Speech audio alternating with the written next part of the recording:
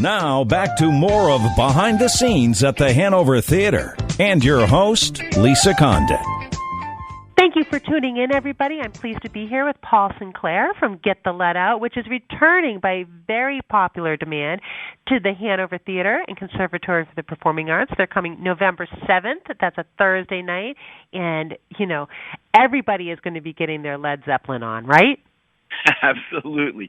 All about it. We love coming to Worcester each and every year, and well, this year's no exception, so can't wait to return and give those crazy New England fans exactly what they're looking for. Oh, absolutely. So, Paul, tell our listeners a little bit how you fell in love with Led Zeppelin and how you got involved with Get the Let Out. Well, it's a long story, but I'll try to keep it short here. What it is that I grew up in the 1970s, so I'm 54 years old. I wear this as a badge of honor at this point. I'm all about it. Right? But yeah, absolutely. So the sounds of the 1970s, for those that didn't live through that time, they were just wonderful. I mean, it didn't matter if it was hard rock or disco or funk or pop. The music was just extraordinary, and I fell in love with all of it, really, but I gravitated towards the heavy rock as I started to become, get into my teens, because it might begin with the Monkees and the Partridge Family, but then it worked its way to the heavier rock, and then, so by the mid to late 70s, hard rock was everything for me. So Led Zeppelin and Aerosmith being at the top of that heap, like those two to me were the end-all, be-all when it came to heavy rock music, and I just wanted to, I wanted to sing like that, and so I've spent all these years, trying, so hard to emulate my heroes, and all the while trying to create a career for myself, being ideally or hopefully ending up as one of those. Even though Aerosmith and Led Zeppelin are both hard rock bands, they're both very different bands. Yeah. They brought something very different, So I thought, well, and much like the music of the 70s, the other hard rock bands, Foreigner and Bad Company and Deep Purple and Black Sabbath, you had all these various hard rock bands that they had a common thread that, they were all considered in the hard rock genre, but they all had their own sound, and they're all unique, and they all have their own thing. People would say that Aerosmith is a ripoff of the Rolling Stones or whatever, which was really nonsense just because of Steven Tyler's big lips. But at the end of the day, these were bands that all had their own unique sound. So that was my goal as a kid, is I wanted to become the next Led Zeppelin or the next, have my own band that did that thing. And so in the early 80s, I met Paul Hammond, my guitar player for all these years, and we began putting bands together and trying to crack that code by releasing records and just doing what you do to earn your rock and roll wings. You get in your station wagon and you try to play every bar you can, and so we did all the things that any band does, playing CBGBs in New York on a constant basis, or we actually used to own school buses that I used to drive because I'm the sober driver. So I'd be driving the school bus with everybody behind us. We'd bring our audience to the shows a lot. This is in our original bands. So we really did everything we could to try to get somewhere. But during that period or throughout our pursuit, we were really staying true to our love of the 70s. So even though, it was, I guess at this point we're talking, it's throughout the 1980s and 90s that we're writing songs and doing records and things, and we didn't really put our finger to the wind to determine what was going on in popular culture at the time. We just cared about the music that we wanted to make and the stuff that inspired us, and hopefully that would turn into a career for us. So when everybody else was doing, Bon Jovi-esque kind of music and dressing that way, we were still sort of focused on that, that Led Zeppelin and Aerosmith vibe that got us going in the first place. And so fortunately that panned out, because even though we never really followed any trends or whatever, music always seems to come back around or things. And in the 1980s, maybe Led Zeppelin was not as huge in certain ways because they weren't an active band, because John Bonham passed in 1980, the drummer. But still, as time went on, eventually they just sort of found their place at the Mount Rushmore of rock. They are at this point just mythological in nature, and so that worked out for us because we've been so focused on that style of rock that when this opportunity arose, it started off with someone calling me looking for a singer for a Zeppelin show they were looking to do. And I'm sort of a package deal with Paul. We've been partners in business for so long, and I just love him as a human being, and as a musician, he's just brilliant. So I had to bring him into the fold when I first jumped into this thing with some local Philadelphia musicians who contacted me about doing a show to take to theaters and around the country, and the plan was to do this. But the guys who originally called me wanted to do the look-alike thing. They wanted to pretend they are Led Zeppelin and dress up like them. And in fact, when I brought Paul in, they wanted him to be off the stage so he wouldn't be seen. What? You said no way, didn't you? I said no way. It's nonsense. Now this is back in 2003, and so that's a good 16 years ago. And things have definitely shifted in terms of how people feel about tribute bands and what the overall perception is. Because at that point, I know why they wanted to do that. I mean, they're trying to follow the format. It's like most of the tribute bands you saw out there in 2003, everyone was sort of being the impersonator, trying to be that performer, dress like them, pretend they are them, do the accent, talk like them between songs. That's what you found with most of these bands. There were certainly ones that didn't, and in most cases it was because they couldn't. Either their body types just didn't fit with what they were trying to portray, and so they wouldn't even bother. Because it's it'd be kind of odd if you got a more heavy-set gentleman portraying Robert Plant, and he's putting on the same bell bottoms. It would look a little silly.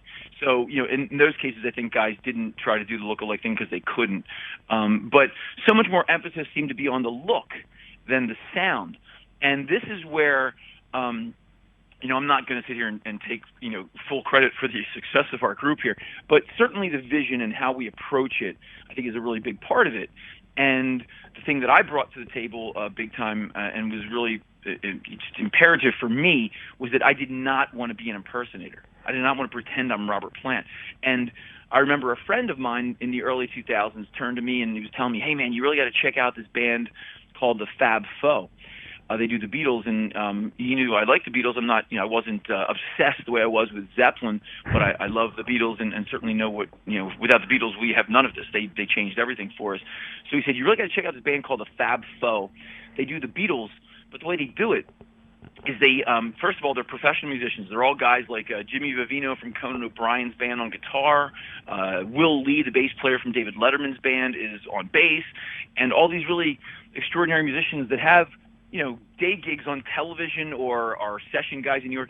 These guys got together and said, hey, let's go out and play the Beatles music the way that we grew up listening to it, like on those records with all the parts represented, and let's celebrate this music. And it's going to be just fantastic, to do it this way. And so that's what they did, and using as many musicians as needed to make the parts happen. But so you're not worrying about it being four guys in mop tops and Sgt. Pepper uniforms, but simply, whatever it took to make the songs happen. And so that really intrigued me, because then he also explained how the vocalists weren't necessarily doppelgangers vocally for who they were portraying. It was more about delivering the songs like with love and passion and honesty, and trying to give you all the nuance of the performances, without it being sort of a silly kind of clone thing, if that makes any sense. That makes a lot of sense. It does. It does. Well, that is how the whole. I guess I'm not considering claim that I'm the guy who thought of it in terms of portraying the music as it was on record exactly. That I'm the first guy on earth to think about that. Certainly not. But seeing another band like the Fab Faux do it, and do it with the Beatles and be successful with it, I thought, oh my God, if I ever find myself doing a project, that is how I'd want to do it with whatever band I did, whether it was Aerosmith, Led Zeppelin, or the Bee Gees.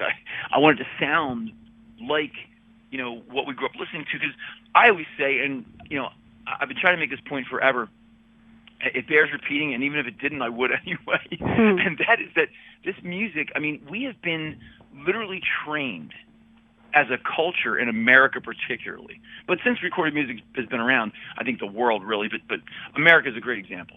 You think about it. Think about the first time someone might have heard Blue Suede Shoes on the radio. And now they heard it not just once, they heard it 17 times the first hour, because they're just playing this stuff on a constant rotation.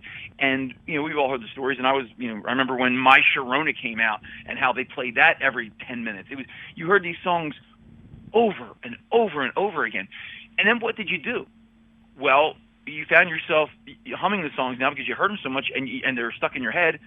So now you go to the store and you buy the 45, for those in our audience that know what a 45 was, a little piece of plastic that you can actually play two songs, one on one side, one on the other. And so you'd buy, Blue Suede Shoes on 45, or, then you eventually buy the record, the album that it came on with other songs. And this is how we consume our music in America, and have since recorded music has come around. And then, now we own the record. So we've heard it a million times on the radio, and now we've played it a million times in our bedroom. And now we go to our friend's house because he's having a party. Well, we bring the record there, and we're going to play the record at the party. And all our friends who've heard it in their bedrooms and on the radio are now listening to it at the party. And you're conditioned over and over not to love the concept of a song, but literally that particular and one and only version of the song is what you're driven by. And you're like, oh my God, like we've heard Black Dog on the radio since 1971. And now there's a version from the movie The Song Remains the Same that was released in 76. But for the most part, the version that they played consistently and over and talk about beating a dead horse, but this is not a dead horse. This horse is very much alive. They've been beating this song into the ground or into people's brains since 1971 over and over again. So I always ask the question. Because, incidentally, we're talking about fast forward to 1988 when I was hearing Led Zeppelin morning, noon, and night. So the longevity of their hits and their songs, it's in people's blood. Yes. Okay. It's just, we talk about, in our DNA, absolutely. And that's exactly why I feel the approach that we take is so relevant and important, really. And that is because we're keeping those versions that people feel so closely attached to and just drawn to, we're keeping those alive in a concert setting where really, I mean, honestly, there's not a whole lot of bands out there that do that, or I can't think of any that do what we're doing per se. Even Led Zeppelin themselves never did this. And that is what we're trying to do, is we're trying to replicate the very version that, again, you've been trained to love. So when you hear that version from 1971 off of Led Zeppelin 4, Black Dog, and the way the melodies in every verse are, or the guitar solo at the end, the pauses between, the stop and start of the vocal versus the music, there are all these things that we all know very intimately. We love them. That's why I don't think you could play that song as much as they played it if the demand wasn't there. Certainly. I mean, that's the point, isn't it? I mean, although for me, it's never been about money or things like that. But obviously, we know that when you're playing songs on the radio, it's not just because we love music, everybody. I mean, yes, that's what they're doing, but there's an angle to it, certainly, and that is they're trying to generate revenue via advertising. They want people to listen. The point is they want people to listen. So if these songs weren't beloved and they weren't held in such high regard and people weren't clamoring to hear the same version of a song over and over again, I guess they wouldn't do very well by playing these songs as much as they do. But obviously they do, and that is the point, because here we are celebrating this one version. And so I'm always fascinated by going out to see a cover band or a tribute band or whatever you want to call it, and they might have the costume right and they got the right wig, or maybe they got plastic surgery so their nose looks good, but when it comes to the music itself, why anyone would get on a stage performing the music of some popular artist, whether it's Led Zeppelin, Madonna, I don't care who it is, but you're playing this music, and we're there for the music. First, I mean, that should be, at least, I shouldn't have to say that, but I think that's, obviously we're there for the music. And yet, you'll find a lot of bands out there that have put more emphasis on, let's say, their costume or just the idea of portraying a performer and being inside of an impersonation than actually honoring the very songs that has those people sitting there in the first place in front of you. The reason they're there is because these melodies have moved them deeply. I know, because I'm one of these people. If I wasn't in my band, I'd be in front of us watching this band every night, because I think they're staggering at how, or just staggering how beautifully they play these songs and how accurately. And I always say Led Zeppelin or any of these classic rock bands did the work. They created all these, what I call goosebump moments. And so really the work's been done. All you have to do is deliver those. It's right there. There's a blueprint. It's called a record. You listen to it, you learn it, and you deliver it. And, you can't fake passion, I suppose. And we really love this music. I grew up with it. We all did in our band. And we love it. And so playing it is truly a joy. And even more so, I never thought I'd be so happy about being in a cover band in my 50s doing. That wasn't what I set out to do, and yet it is the greatest gig of my life. Oh yeah. Because, it's just wonderful because I get to keep the music that inspired me in the first place. I get to keep it alive for future generations, and what's better than that? So, do you remember back to the first time that you got those goosebumps and you're like, "Oh my God, I just love this song, or I just love this 45, or I just love this album"? What was the moment? Do you remember where you just knew that this was in your soul? Well, see, here's the thing. I think since I crawled out of my mother, it's been part of me. I mean, literally, and it turns out that I actually come from a line of opera singers in Spain, but I didn't know it. Wow! I was adopted. Yeah, I was adopted at 5 days old, and I naturally gravitated towards the arts, and in particular, singing and music. And it wasn't until I was 28 years old that I sought out my biological family and was able to connect and found who my biological mother was, and then where turns out my mother was an American who was going to school in Madrid, Spain, on a special program from Middlebury College in Vermont to attain her master's degree in Spanish. And when she was over there, she met Jose Antonio Garcia Romero, which is my father apparently, and his parents were opera singers. His brother was a famous pop singer in Spain. His name is Tito Mora. You can look him up on YouTube. He just died in his 90s a couple of years ago, and this guy had the first gold record in Spain allegedly. My uncle. It's crazy. Wow. Yeah. So the singing's been in my blood. So that was like something that I couldn't explain why, but I had this burning desire to sing since my earliest memory. When it comes to rock or Led Zeppelin, my memory of my passion for hard rock and where it really started to come into play, I suppose, was with Led Zeppelin, it was definitely the album Led Zeppelin 2. And I remember the song Heartbreaker. When I heard that riff, yeah. Oh my God, this is the coolest thing I'd ever heard. And I remember buying the cassette. I didn't buy the album, I actually bought the cassette.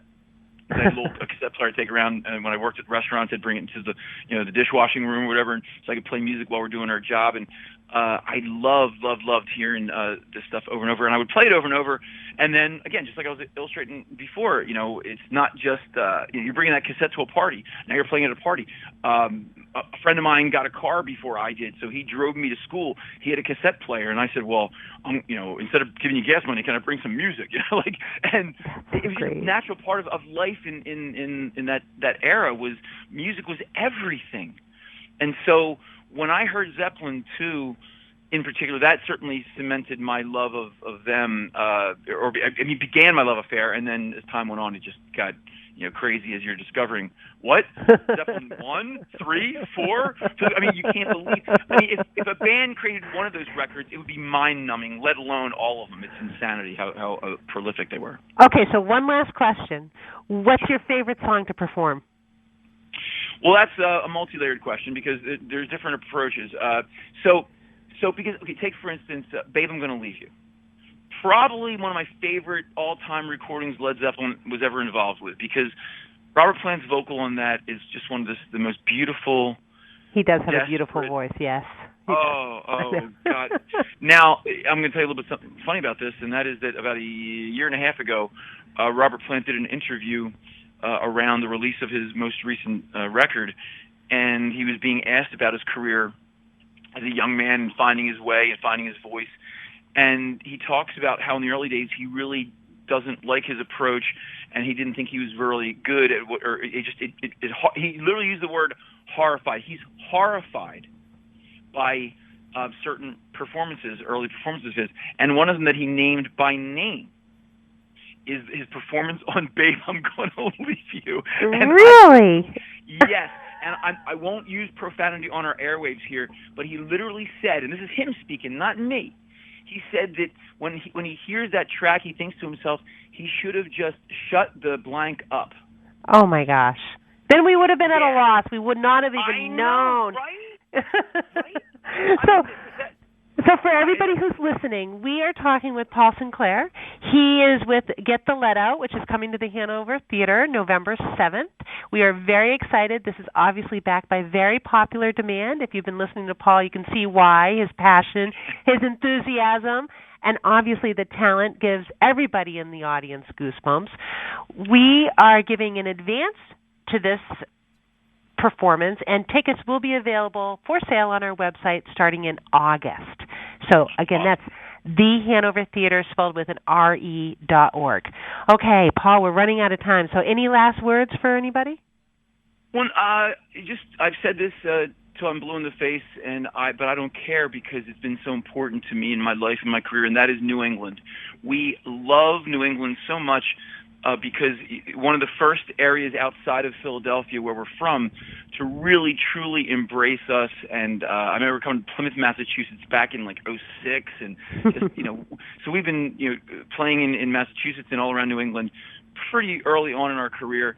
And so I'm so thankful and grateful for all the fans that continue to follow us, and it's just been such a wonderful, unexpected ride, and it continues to grow. And I plan on keeping this music alive for everyone in that area around the country, and hopefully around the world for the rest of my days on planet Earth. And just saying again how much we just can't wait to come back to the Hanover. Well, New England and the Hanover Theater loves you right back. And again, we're looking forward to the Get the Let Out coming to our stage. Again, that's Thursday, November 7th. Tickets are going to go on sale in August on our website, thehanovertheater.org. Paul, thank you so much. It's been such a pleasure talking to you. Again, looking forward to your return to our stage. Everybody stay tuned. We'll be back after this quick break on Behind the Scenes with the Hanover Theater here on WCRN AM 830.